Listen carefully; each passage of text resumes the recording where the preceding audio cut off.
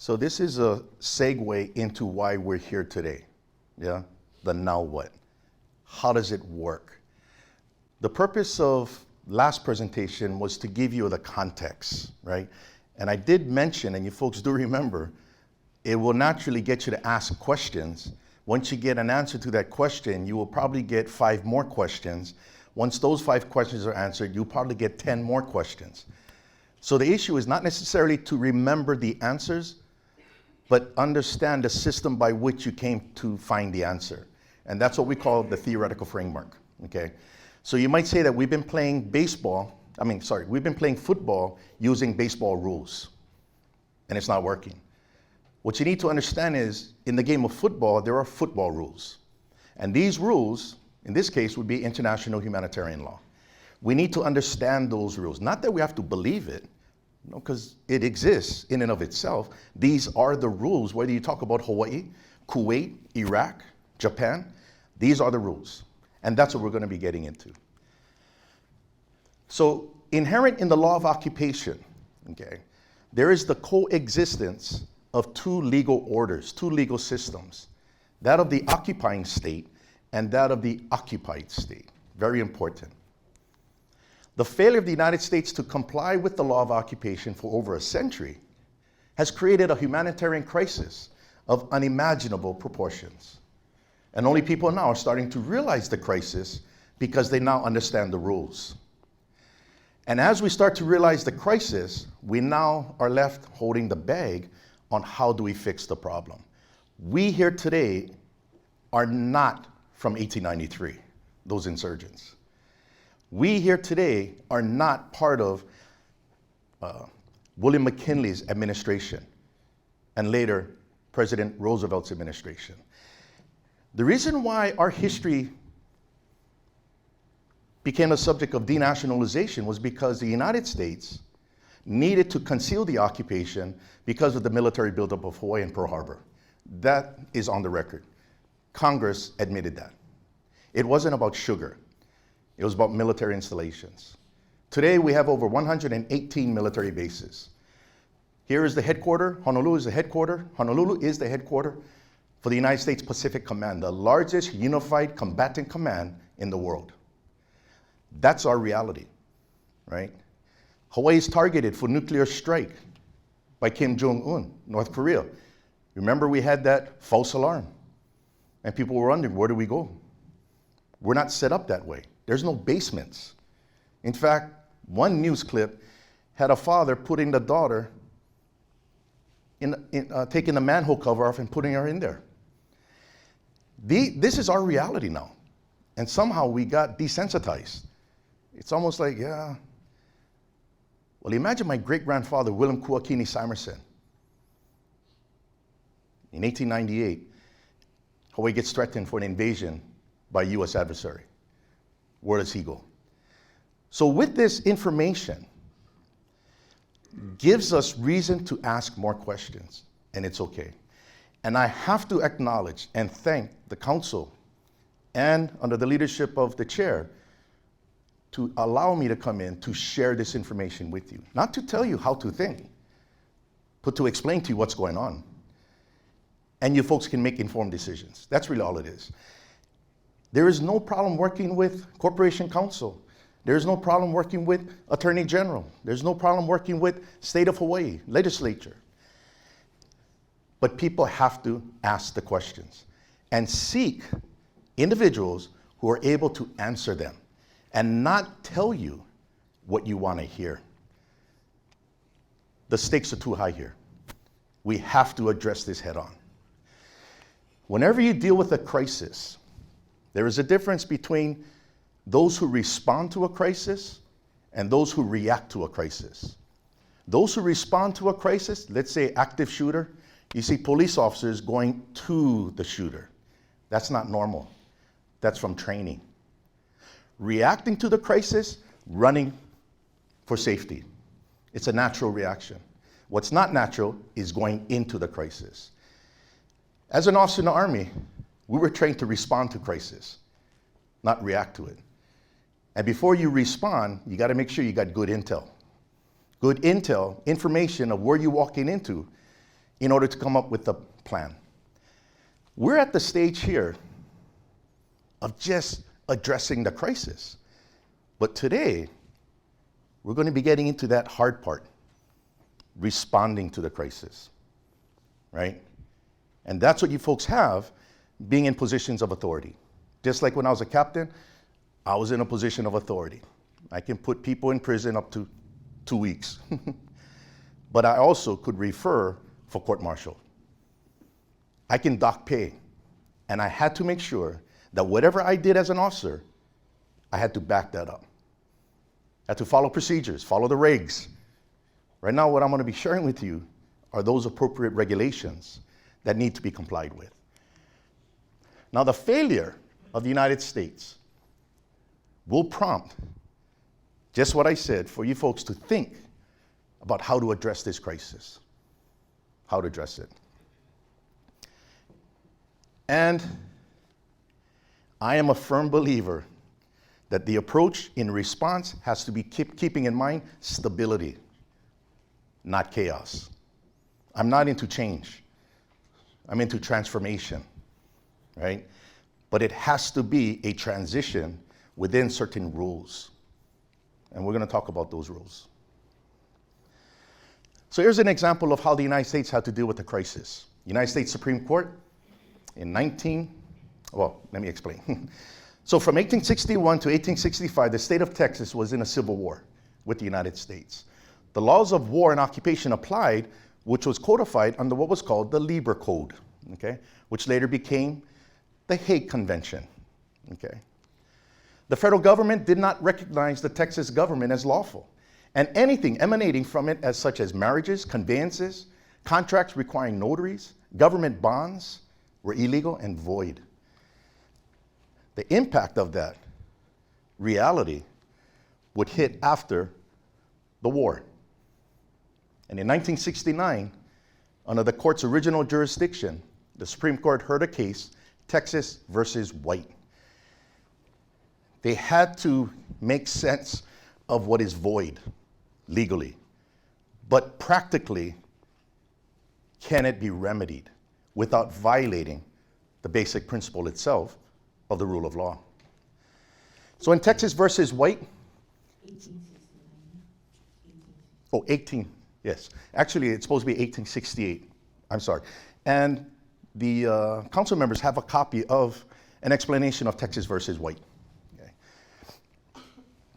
So according to the U.S. Supreme Court in 1868, acts necessary to peace and good order among citizens, such, for example, as acts sanctioning and protecting marriage and the domestic relations, governing the course of descents of property, regulating the conveyance of transfer of property, both real and personal, and providing remedies for injuries to person and estate, and other similar acts which would be valid if emanating from a lawful government, must be regarded in general as valid when proceeding from an actual, though unlawful government.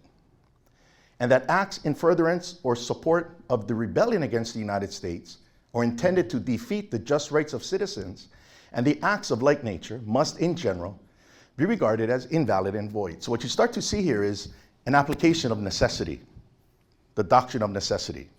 So the place doesn't blow up. They're talking stabilization, stabilizing, not change, but still holding people accountable if they're in a rebellion.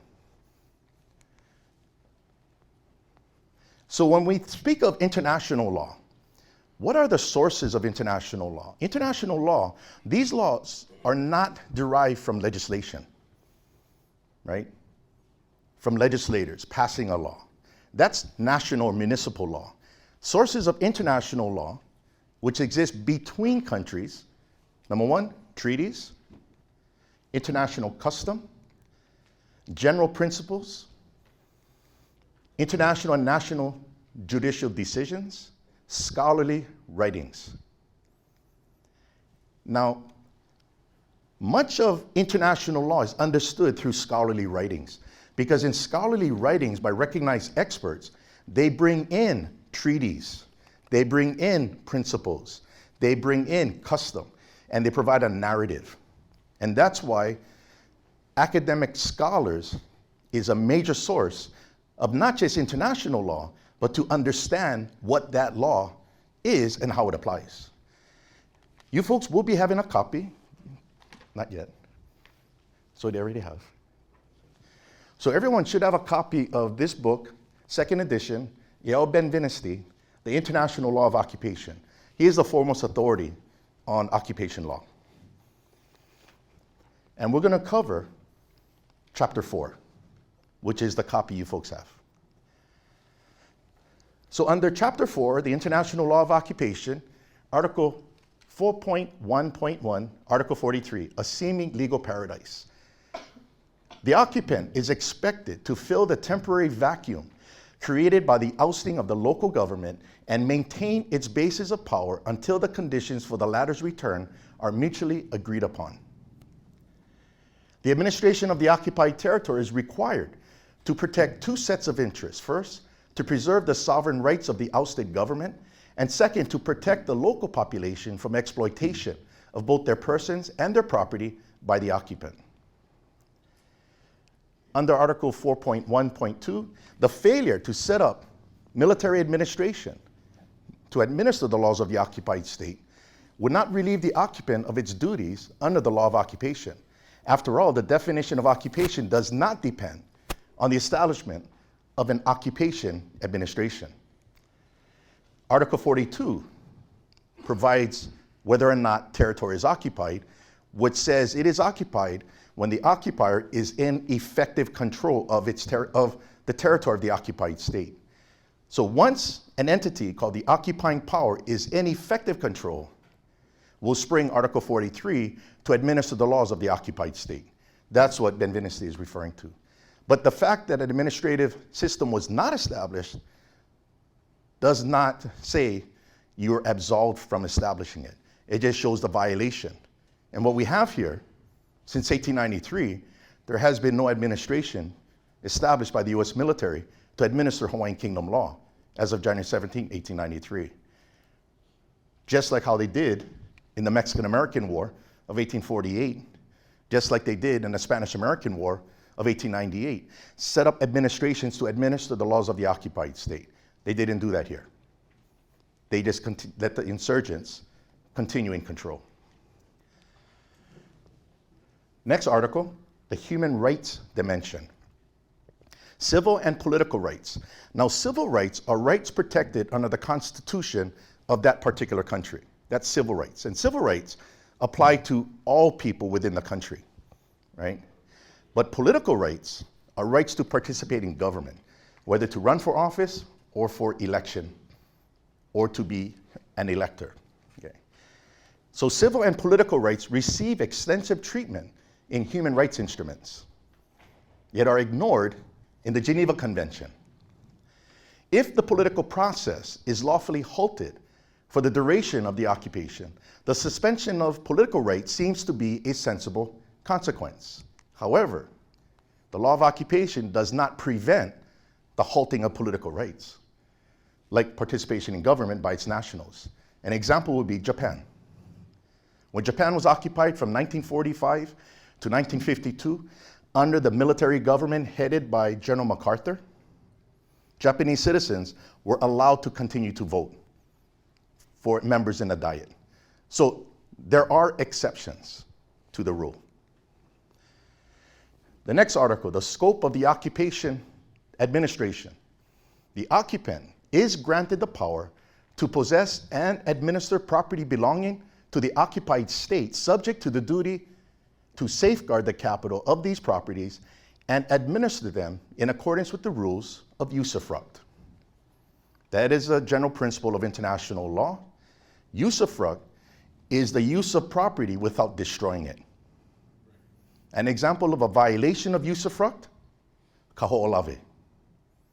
That's a direct violation of the law of occupation. The widening scope of policy making by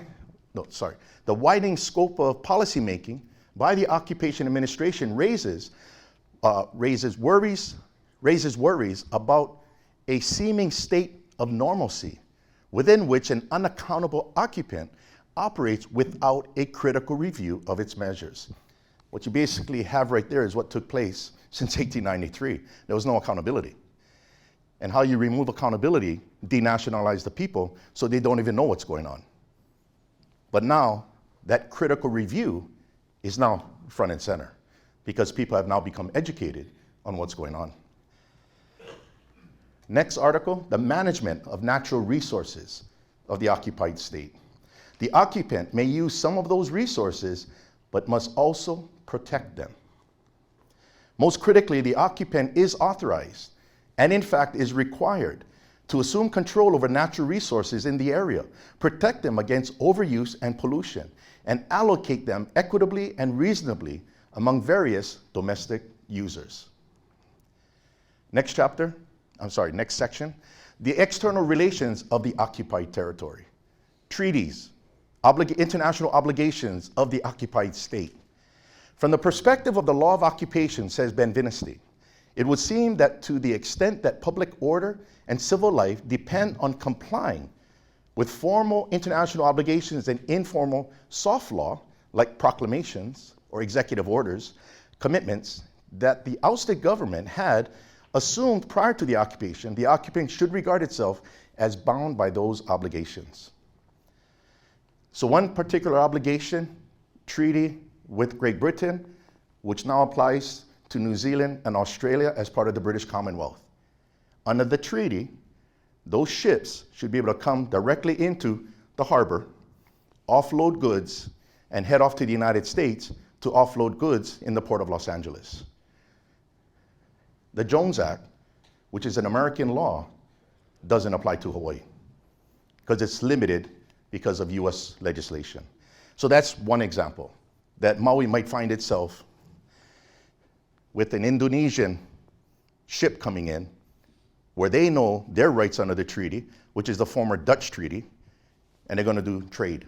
What you're talking about there is free trade. We don't have free trade in Hawaii. There's a dependency because of the Jones Act. But that's an American law. That's not a Hawaiian law. International obligations are treaties, and soft law are called policies. The next article of chapter 4, the occupant's forward-looking and post-occupation obligations. So it's not just what the occupier must do now, or can do, or could do, but looking at the effects that it would have when the occupation comes to an end. Present tense obligations of the occupant toward the occupied population should be interpreted as also entailing obligations to ensure, as much as the occupant possibly can, the continuation of public order and civil life during and immediately after the termination of the occupation and the transition to indigenous rule. Now that word indigenous rule should not be confused with ethnicity, as you would associate it with indigenous peoples. Indigenous rule under the law of occupation refers to the original government, because indigenous, by definition, is something that originated in a particular region, whereas aboriginal, by definition, is the first to arrive in a region, right? So aboriginal is applied to people. Indigenous, under international law, is applied to the original government that was illegally overthrown. And then the section on stability versus change. Ben-Veniste's approach on the level of respect for the legal status quo. The occupant must not seek to effect long-term changes that would complicate the reestablishment of authority by the legitimate government. For this reason, for example, institutional changes that modify the indigenous political institutions must, in principle, be avoided. Article 64 of the Geneva Convention. The occupant may subject the population of the occupied territory to provisions which are essential to enabling the occupying power to fulfill its obligations under the Geneva Convention, which protects the civilian population, and to ensure the security of the occupying power. Under human rights, complying with human rights obligations also imposes a rather rigorous legislative discipline on the occupant. Compliance with human rights obligations stipulates adherence to the rule of law. And the term rule of law is the restriction of the arbitrary exercise of power by subordinating it to well-defined and established laws. The right and duties of the occupied government, or the ousted government, Ben-Veniste says the occupant should give effect to the sovereign's new legislation as long as it addresses those issues in which the occupant has no power to amend the local laws, most notably in matters of personal status. Remember that portion I spoke about, Texas versus White? That's an example right there. Nationals of the occupying power. With regard to nationals of the occupant, according to Ben-Veniste, who are not related to the latter's forces, the military, the legal situation is not as clear. Some authorities support the territorial principle, according to which the state has no jurisdiction to prescribe, adjudicate, or enforce its laws over its citizens in the occupied area. So what that means is American citizens who have come to Hawaii, who are not tied to the military and are here, must comply to the territorial principle of being subjected to Hawaiian Kingdom law, not American law. That's what that means. Accordingly, these nationals are subject to the jurisdiction and laws of the occupied state, not the occupier's laws, which are limited to its own territory. So what we have there is a backdrop of how we're going to come to one particular place on how can this committee continue to operate. So I'm not here to try to get you to stop. That violates my rule of understanding called stability.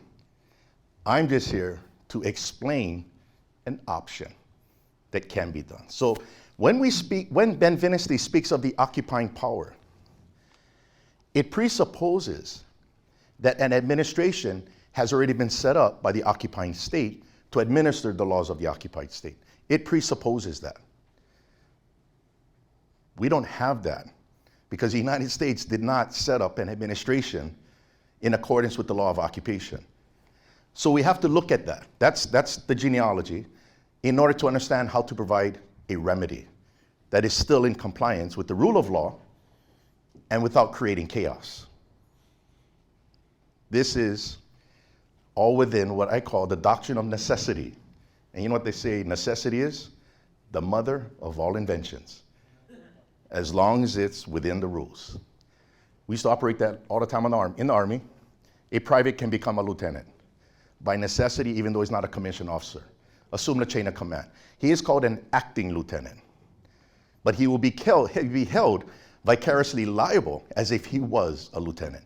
That's why in the Army, a lot of privates say, oh, I'm not taking the chain of command. No. Date in service. Who's been in the longest? You take it. You don't take it, you're in trouble. You're forced to take it. You got to deal with crisis. This is where we are. So let's embrace the doctrine of necessity. So shoot for the stars, but make sure your feet are firmly grounded is the key. So what is the legal status of the county of Maui? And I think some of you, if not most of you, might be a little shocked as far as what that history is. And I say that in actually a good way.